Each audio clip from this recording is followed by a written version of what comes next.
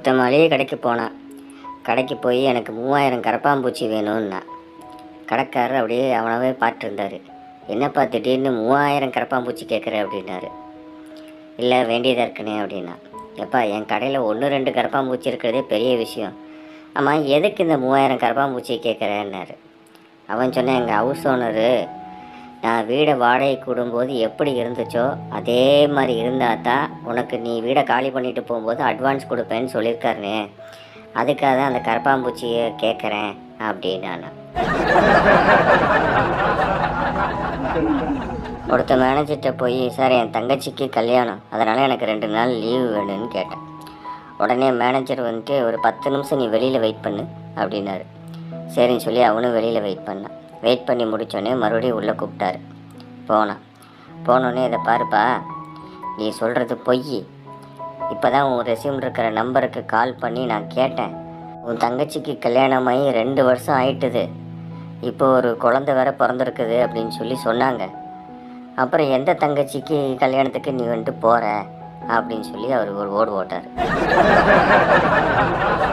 உடனே நம்மால், சார் இப்போ நீங்கள் சொல்கிறதும் பொய், ஏன்னா எனக்கு தங்கச்சியே கிடையாது சார். நான்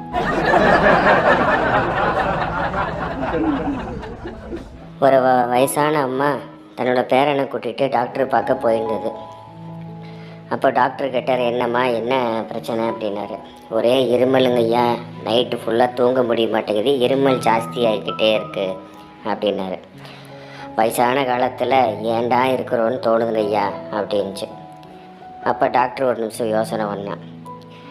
இந்த மாதிரி நான் புதுசாக ஒரு மருந்து கண்டுபிடிச்சிருக்கிறேன், சரிங்களா, அதை உங்களை சோதனை பண்ணி பார்க்கலான்ட்டு இருக்கிறேன், நீங்கள் அனுமதிச்சிங்கன்னா அதை சோதனை பண்ணி பார்க்கலான்ட்டு இருக்கிறேன். என்ன மருந்தியா அப்படின்னாரு. ஒன்றும் இல்லைம்மா, இப்போ உங்களுக்கு ஒரு 70 வயசு இருக்கும், ஆனால் என்னோடய மருந்தை நீங்கள் சாப்பிட்டீங்க அப்படின்னா ஒரு 20 வயசா இல்லை ஒரு 22 வயசாக நீங்கள் மாறிடுவீங்க அப்படின்னாரு. இந்த கிழவியும் என்ன பண்ணுச்சு, யோசனை பண்ணி பார்த்துட்டு சரி மாத்திரையை கொடுங்க அப்படின்ச்சு. சரின்னு சொல்லிவிட்டு மாத்திரையை டாக்டர் கொடுத்தாரு. இந்த அம்மாவும் வீட்டுக்கு மாத்திரையை போட்டுது. ஒரு 3 நாள் மாத்திரை போடவும் அந்த டாக்டர் சொன்ன மாதிரியே இந்த அம்மா வயசு மாறிடுச்சு அப்படின்னோடனே எல்லாருக்குமே ஒரே ஆச்சரியம். சூப்பராக இருக்குது கிழவி அப்படின்ற மாதிரி வேறு லெவல் ஃபிகராக மாறிடுச்சு. அத்தனை பேர் கண்ணும் இந்த கிழவி மேலே தான். இந்த கிழவிக்கே ஒரு நிமிஷம் பொறுக்கலை, நாம இப்படி மாறிட்டோம் அப்படின்ட்டு. சரின்னு சொல்லிட்டு டாக்டர் பார்க்க குழந்தையோட இந்த அம்மா போகுது. போனதும் டாக்டர் வரவேற்றார். என்னம்மா என்ன உன் உடம்புக்கு அப்படின்னு. யோ நீ நல்லா பாரு, உனக்கு தெரியலையா அப்படின்ச்சு. நிஜமாமே தெரிலம்மா, யாருமா நீங்கள் அப்படின்னு. யோ ஒரு வாரத்துக்கு முன்னாடி ஒரு 70 வயசில் ஒரு கிழவி ஒன்று வந்துச்சு, நீ கூட மாத்திரை கொடுத்து சோதனை பண்ணியே, அது ஞாபகம் இருக்கா அப்படின்னு கேட்டுச்சு. ஆமாம் சோதனை கொடுத்தேன். ஆமாம் என்னம்மா என்ன விஷயம் அப்படின்னு. அது நான் தான், உன் மாத்திரையை போட்டனால நான் 20 வயசாக மாறிட்டேன் அப்படின்னு. வாவ் வாட் அ பியூட்டி அப்படின்னு சொல்லி ஒரே டாக்டர் பெருமையாக அந்த கிழவியை சுற்றி பேசிக்கிட்டு இருந்தான். இந்த கிழவி மண்ணாங்கட்டி, யோ இடுப்பில் இருக்குதே இந்த குழந்தை, இது யாருன்னு தெரியுமா அப்படின்னு சொல்லி கேட்டேன். யாருமா அது அப்படின்னு. உன் மாத்திரையை அதிகமாக சாப்பிட்டேன் என் வீட்டுக்காரியா, இங்கே போனாலும் நானும் வரேன்னு சொல்லி அடம் முடிக்கிறேன், இடுப்பை விட்டு கீழே இறங்க மாட்டேங்கிறாயா இந்த ஆள், இப்போ நான் என்னையா பண்ணுறது. ஒரு கிராமத்தில் ஒரு ஊரில் திடீர்னு மேலிருந்து ஒரு சத்தம் வருது. என்னடா எல்லாரும் சத்தம் வருதுன்னு சொல்லி பார்த்தா அதுலேருந்து ஒரு குரல் வெளிப்பட்டது. இதை பாருங்கள், நான் கடவுள் பேசுகிறேன். நான் எதுக்காக உங்கள் ஊரில் பேசணும் அப்படின்னு கேட்டிங்க அப்படின்னா, இந்த ஊர்லேயே கவலையோடு இருக்கிற ஆள் யார், கவலைகளே இல்லாத ஆள் யாருன்னு தெரிஞ்சுக்கிறதுக்காக. அதனால் இந்த ஊரில் கவலையோடு இருக்கிற ஆள் எனக்கு எழுதி கொடுங்க, யார் யாருக்கு என்னென்ன கவலைகள் அப்படின்னு சொல்லி கேட்டு மறைஞ்சிட்டார். அடுத்த நாள் அதே மாதிரி ஒவ்வொருத்தர்கிட்டையும் பார்த்தாரு. ஒவ்வொருத்தரும் மூட்டைப்பையில் என்னென்ன இருக்கோ எல்லாமே எழுதி வச்சுருந்தாங்க. ஒருத்தர் மூட்டைப்பையில் இருந்துச்சு, ஒருத்தர் சின்ன ஒரு 4-5 பேப்பரில் இருந்துச்சு, இன்னொருத்தங்களுக்கு பார்த்திங்கன்னா பெரிய பேக்கில் இருந்துச்சு, இன்னொருத்தர் சூட்கேஸில் இருந்துச்சு அப்படின்னு. ஒருத்தர் மட்டும் கையை வீசிட்டு அப்படியே நடந்து வந்துட்டு இருந்தான். கடவுளுக்கு ஒரே ஆச்சரியம். என்னப்பா உன் கையில் எதுவுமே உனக்கு கவலைகள் எதுவும் இல்லையா அப்படின்னா. யார் சொன்னது, எனக்கும் கவலைகள் இருக்குமே அப்படின்னு. அப்படின்னா எங்கே அப்படின்னு கேட்டேன். பின்னாடி லாரியில் வருது அப்படின்னு. ஒரு மனைவி தன்னுடைய கணவன்கிட்ட சொல்கிறாங்க, எங்க நம்ம வீட்டு பையன் எங்கே பணத்தை வச்சாலும் எடுத்துட்றான், நம்ம பையன் பணம் எங்கவும் ஒழிச்சு வைக்கவும் முடிய மாட்டேங்குதுங்க, இவனை வச்சுக்கிட்டு என்ன பண்ணுறேன்னே தெரில. நேற்றெல்லாம் வந்துட்டு பாருங்கள், 10 ரூபா வச்சாலும் எடுக்கிறான், 100 ரூபா வச்சாலும் எடுக்கிறான், 500 ரூபா வச்சாலும் எடுக்கிறான். நானும் ஒவ்வொரு இடமும் மாற்றி மாற்றி மாற்றி மாற்றி வச்சு பார்க்குறேன், எல்லா இடத்தையும் கண்டுபிடிச்சி எடுத்துட்றாங்க. எனக்கு என்ன பண்ணுறேன்னே தெரில. இதுக்கு ஒரு வழி சொல்லுங்களே, அவன் பணத்தையும் எடுக்காமல் இருக்கணும், நமக்கும் அவன் திருடாமல் இருக்கணும் அப்படின்னு. உடனே அவர் யோசித்து பார்த்து ஒரு இடத்த சொன்னார். மனைவிக்கு அதில் ஏகப்பட்ட சந்தோஷம். அடடா, இந்த யோசனை நமக்கு தோணலையே அப்படின்னு சொல்லிட்டு சரின்னு சொல்லிட்டு அந்த இடத்துல வச்சாங்க. அது எந்த இடத்த அவர் சொல்லியிருக்காரு அப்படின்னா, அடியே அவன் படிக்கிற புக்குக்குள்ளே வெய்யி, அவன் புக்கையே தொடமாட்டான், அதனால் நமக்கும் பணம் வீணாக போகாது, அப்படியே தான் இருக்கும், அங்கே வச்சுடு அப்படின்ட்டாரான். ஒருத்தர் என்ன பண்ணியிருக்கான்னா, படைத்த கடவுள்கிட்டே போய் கம்ப்ளைண்ட் பண்ணியிருக்கான். நீ படைத்த மனுஷன் வந்துட்டு சரியில்லை, ஏன் படைச்ச, எதுக்காக படைச்ச, அவன் ஏகப்பட்ட பொய்களை சொல்லி திரிறான், உனக்கே தெரிய மாட்டேங்குது அப்படின்னா. உடனே கடவுள் ஒரு இடத்த கூட்டிகிட்டு போய் காமிச்சார். இங்கே வா, இந்த இடத்த பார், இது பார்த்த அப்படின்னா இங்கே பார்த்தீங்கன்னா ஃபுல்லாக எலக்ட்ரானிக் மேக்னெட்டிக் டிவைஸ் இங்கே வச்சுருக்கேன். ஒரு மனுஷன் பொய் சொன்னான் அப்படின்னா இங்கே லைட் எரியும் அப்படின்னா. சொல்லிட்டு இருக்க திடீர்னு எல்லா இடத்துலேருந்து லைட் எரிய ஆரம்பிச்சுதான். கம்ப்ளைண்ட் பண்ணவன் கடவுளை பார்த்து கேட்டானா, ஏன் சாமி இங்கே எதுனா ஒயரிங் ப்ராப்ளம் இருக்குமா, திடீர்னு எல்லா பல்புமே எரிய ஆரம்பிக்குது அப்படின்னு.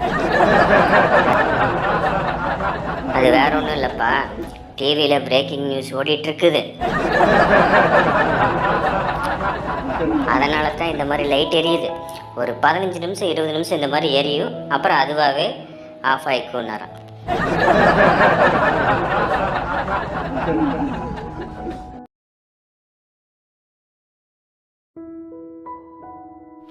ஒரு HR எக்ஸிக்யூட்டிவாக இருக்கிற பொண்ணு செத்து யமலோகம் போனான்.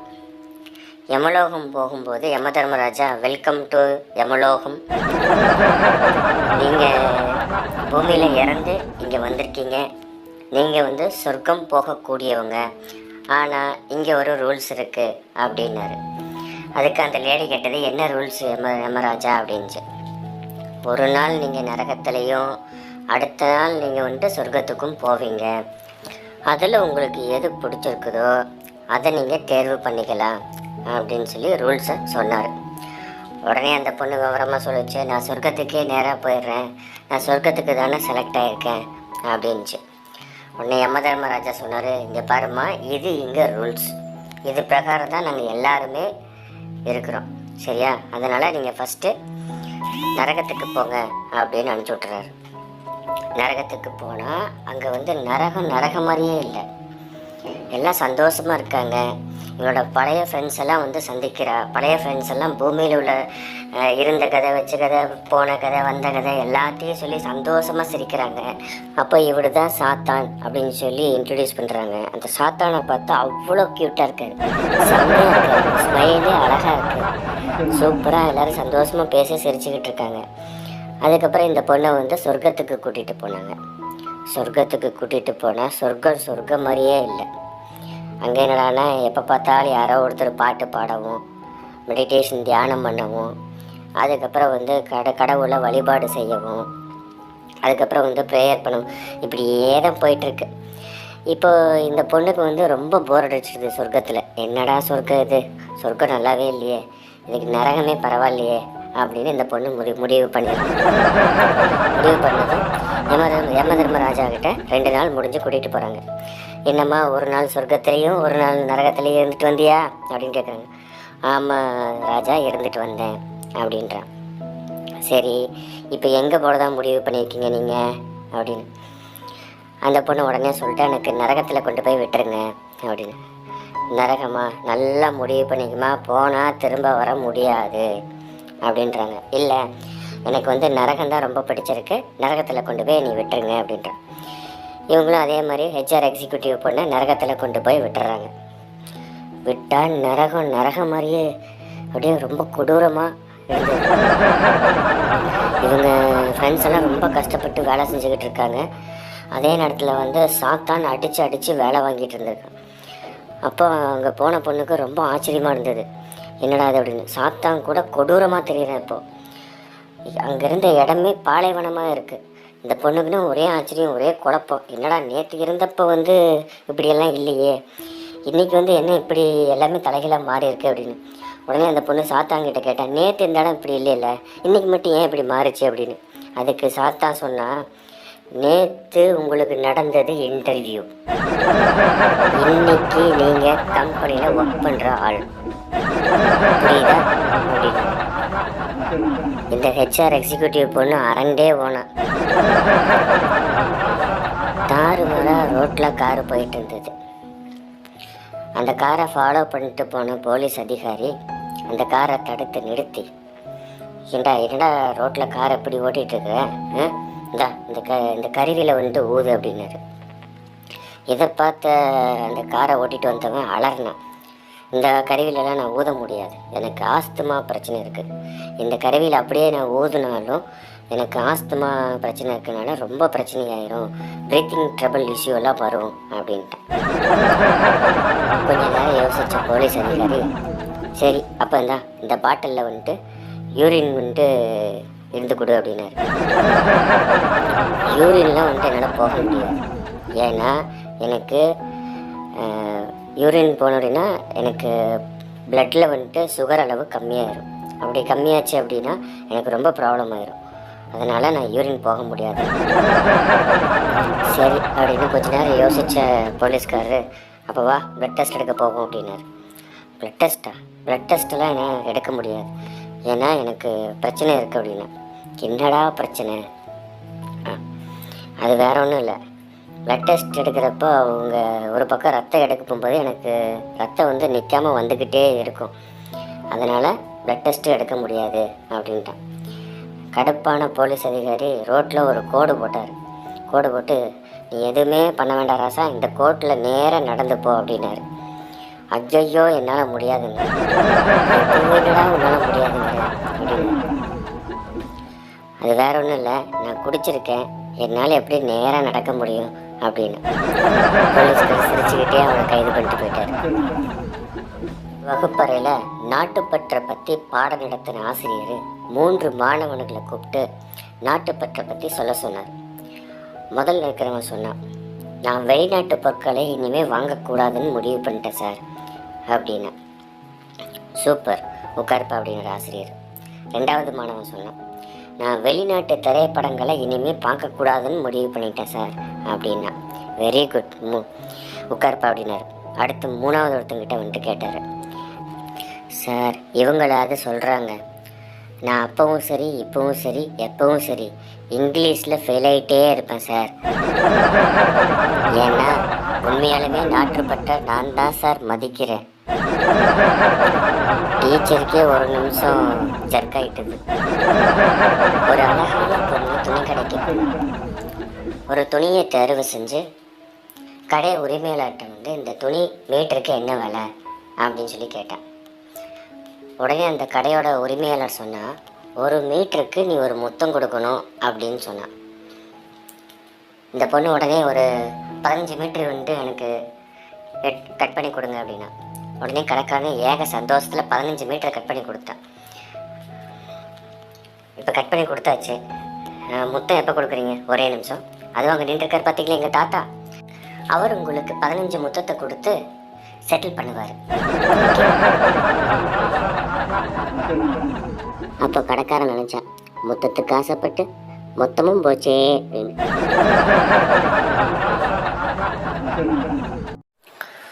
ஒருத்தர் குழந்தை வந்துட்டு நல்லா படிக்கணும்னு சொல்லி அந்த குழந்தைய வந்து நல்லா படிக்க வச்சார். இதை அப்படியே கோழிப்பண்ணை நடத்தலான்னு முடிவு பண்ணி, கோழிப்பண்ணைகிட்ட இருக்கிற கோழிகள்கிட்ட நம்ம இந்த வார்த்தைகளை சொன்னோம்னா அதுவும் அப்படியே கேட்டு நல்ல விதமாக முட்டை போடும் அப்படின்னு நினச்சிட்டு கோழிகிட்ட எல்லா கோழியை வச்சு சொல்கிறார், இந்த மாதிரி நல்லா முட்டை போடுங்க, எனக்கு டெய்லி ஒரு முட்டை கண்டிப்பாக வேணும் அப்படின்னு. அதே மாதிரி உங்களுக்கு தீனிகளும் நான் நிறைய பண்ணித்தரேன் அப்படின்னு சொல்லி தீனிகளும் நிறையா போடுறாரு. போட்டதும் அதாவது ஒரே ஒரு கோழியை தவிர பாக்கி எல்லா கோழியும் முட்டை கரெக்டாக போடுது. இவர் அந்த ஒரு கோழியை வார்னிங் கொடுக்குறாரு. இதை பார், நாளையிலேருந்து நீ ஒரு முட்டை போடணும். முட்டை போடலை அப்படின்னா நடக்கிறதே வேறு அப்படின்னு. அடுத்த நாளும் பார்க்குறாரு, அந்த கோழி முட்டை போடலை. அதுக்கு அடுத்த நாளும் பார்க்குறாரு, அந்த கோழி முட்டை போடலை. இவருக்கு கோபம் வந்துட்டு என்ன பண்ணுறாருன்னா டைலாகாக மாற்றுறாரு. என்ன சொல்கிறாருன்னா, இனிமே யாராவது முட்டை போடாமல் இருந்தீங்க அப்படின்னா அவங்கள நான் ஹோட்டலில் பிரியாணி கொடுத்துருவேன் அப்படின்னு பயமுறுத்துறாரு. அந்த கோழியை நடுங்கி பயந்து செத்துக்கிட்டு இருக்குது. என்ன பண்ணுறதுன்னு தெரியலை. சரி, அடுத்த நாளும் அதே மாதிரி கணக்கெடுக்கிறாரு. முட்டை போடலை. உடனே அந்த கோழியை பிடிச்சி ஏன் முட்டை போடலை சொல்லு அப்படின்னு சொல்லி அதை மிரட்டி பயந்து ரொம்ப பயமுறுத்தி அந்த கோழிகிட்ட கேட்குறாரு. உடனே அந்த கோழி சொல்லிச்சு, யோ நான் முதல்ல கோழியே இல்லையா, சேவல்யா, என்ன பிடிச்சி முட்டை போடு முட்டை போடு முட்டை போடுனா நான் எப்படியா முட்டை போடுவேன், நான் தினமும் விட்டதாயா போடுவேன் அப்படின்னு. இது எதுக்காக சொல்கிறேன் அப்படின்னா, சில குழந்தைங்க ஓரளவுக்கு தான் படிப்பு அப்படின்றது இருக்கும், மற்ற திறமைகள் நிறையா இருக்கும். ஆனால் அந்த குழந்தைகளை நம்ம பிடிச்சி படி படி படி படி படின்னு சொல்லி ஒரு வழியாக்கி விட்டுருவோம். இப்போல்லாம் மாவு அரைக்கிறதுக்கு கிரைண்டர் இருக்குது, அதனால் மாவு அரைச்சிடுறோம். முன்னெல்லாம் மாவு அரைக்கிறதுக்கு கிரைண்டர் கிடையாது. அப்போ என்ன பண்ணுவாங்கன்னா, ஒரு மாவு அரைக்கிறதுக்குன்னு நல்ல பலசாலியான ஆட்களை வேலைக்கு எடுப்பாங்க ஹோட்டல் முதலாளிகள்லாம். அப்படி ஒரு ஆளை ஒரு ஹோட்டல் முதலாளி வேலைக்கு எடுத்தார். எடுக்கிறப்ப அவன்கிட்ட கண்டிஷன் போட்டார். இதை பாருப்பா, உனக்கு மாத சம்பளம் 300 ரூபா நான் கொடுத்துட்றேன். மாவு அரைச்சிட்டு வந்தீங்கன்னா என்கிட்ட கொண்டு காமிச்சிட்டு தான் நீ அதை பயன்படுத்தணும் அப்படின்னாரு. சரிங்கய்யா, அந்த மாதிரியே நான் பண்ணிடுறேங்க அப்படின்னா. ஓகே, நாளையிலேருந்து வேலைக்கு வந்துடு அப்படின்ட்டார். அடுத்த நாள் அவன் வேலைக்கு முதல் நாள் நல்லா மாவு அரைச்சிட்டு போய் முதலாளிகிட்ட காமிச்சேன். முதலாளி பார்த்துட்டு, வெண்ணெய் மாதிரி நல்லா அரைக்கணும்பா அப்படின்னா. சரிங்கய்யா அப்படின்னு சொல்லிட்டு போயிட்டான். அடுத்து 2வது நாளும் அரைச்சிட்டு கொண்டு காட்டினான். ஐயா, அந்த மாவு நல்லா அரைச்சிருக்கேன், நீங்கள் ஒரு தடவை பார்த்துருங்க. அவரும் பார்த்துட்டு, வெண்ணெய் மாதிரி அரைக்கணும்ப்பா, இன்னும் கொஞ்சம் அரைக்கணும் அப்படின்ட்டார். 3வது நாளும் அதே மாதிரி அரைச்சி கொண்டு காமிச்சான். இன்னும் கொஞ்சம் வெண்ணெய் மாதிரி அரைக்கணும்யா அப்படின்ட்டார். சரின்னு சொல்லிட்டு போயிட்டான். 4வது நாள் கொண்டு காமிச்சான். அதே மாதிரி மாவு அரைச்சி கொண்டு காமிச்சான். அவர் செக் பண்ணி பார்த்து, இன்னும் கொஞ்சம் வெண்ணெய் மாதிரி அரைக்கணும்ப்பா அப்படின்ட்டார். அவனுக்கு கோவம் வந்துட்டுது. நான் நாளையிலேருந்து வேலைக்கு வரலைங்கய்யா அப்படின்ட்டு. ஏன்னா 4 நாள் தான் ஆகுது, அதுக்குள்ளேயே நாளையிலேருந்து வேலைக்கு வரலைங்கிறேன், ஏன் என்னாச்சு அப்படின்னு. ஆமையா, ஒவ்வொரு தடவையும் நான் மாவு அரைச்சிட்டு வருவேன். நீ வெண்ணெய் மாதிரி வெண்ணெய் மாதிரி அரைம்ப. இன்னைக்கு வெண்ணெயவே கொண்டு காமிச்சிருக்கிற, இன்னும் வெண்ணெய் மாதிரி அரைங்கிற. அப்போ அவன் சொன்னான், என் மேலே பிரச்சனை கிடையாது, உன்னோட பார்வை சரியில்லை, என் மேலே குறைய கண்டுபிடிக்கணுன்னே நீ பார்க்குற. ஸோ அப்படி இருக்கிறவன்ட்ட நான் வேலை செய்ய முடியாது, அதனால் நான் வேலையை விட்டு போகிறேன் அப்படின்ட்டு.